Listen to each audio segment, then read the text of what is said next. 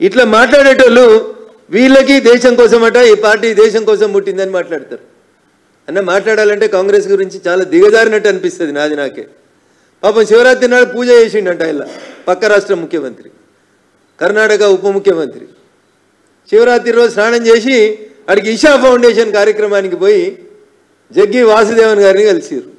ఆయనకు నోటీస్ ఇచ్చిరని పేపర్లలో టీవీలలో వార్తలు వస్తున్నాయి. ఏంది రేవంత్ రెడ్డి గారు ఇది? ఎవరి ప్రయోజనాల కోసం పనిచేస్తున్నారు? వ్యక్తిగతంగా మాట్లాడాలంటే మేము చాలా మాట్లాడగలుగుతాం.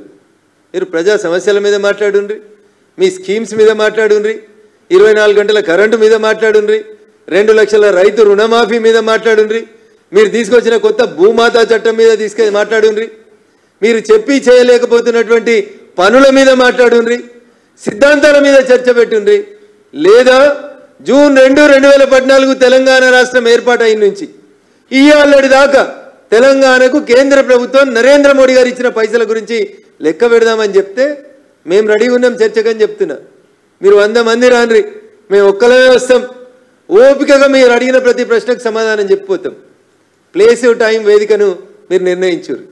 అంతేగాని ఆడలేక మధ్యలో ఓడిందని మీకు శాతగాక ప్రజలని కన్విన్స్ చేసుకోలేక పక్క పార్టీలకు వెళ్ళొచ్చి నీ పార్టీలకు చేరిన ఎమ్మెల్యేలను కాపాడుకోలేక ఒక మంత్రి అంటాడు రంగారెడ్డి, ఒక ఎమ్మెల్యే అంటాడు రంగారెడ్డి జిల్లా ఎమ్మెల్యే, మా జిల్లాకు మంత్రి పదవి ఇవ్వకపోతే నేను రేపు రాజీనామా చేసి పారేస్తా అంటాడు. ఇది నీ అడ్మినిస్ట్రేషన్. నువ్వు చేసిన కులగరుని నీ ఎమ్మెల్సీ ఒక ఆయన అంటు పెడతాడు పట్టపగలు.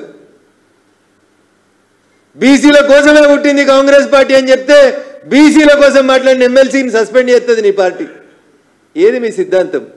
ఎటువైపోతుంది మీ పార్టీ? ఒకసారి ఆలోచించుకోండి. అందుకని మీకు పాలన చేత కాకపోతే మీ ఢిల్లీ హైకమాండ్ తీసేస్తుందా, మీరు దిగిపోతారా, మీరు ఆలోచించుకోండి.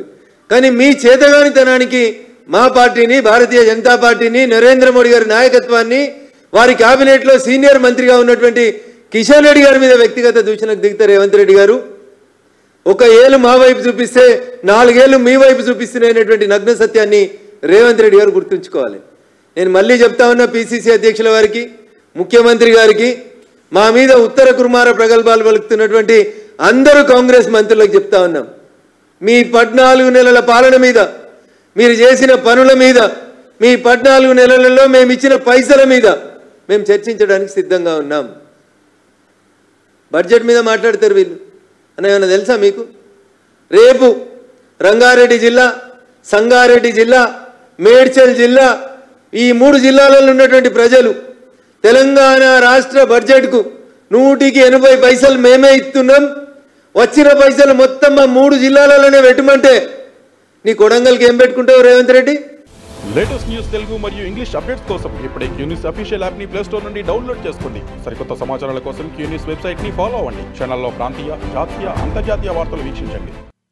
లైక్ చేయండి.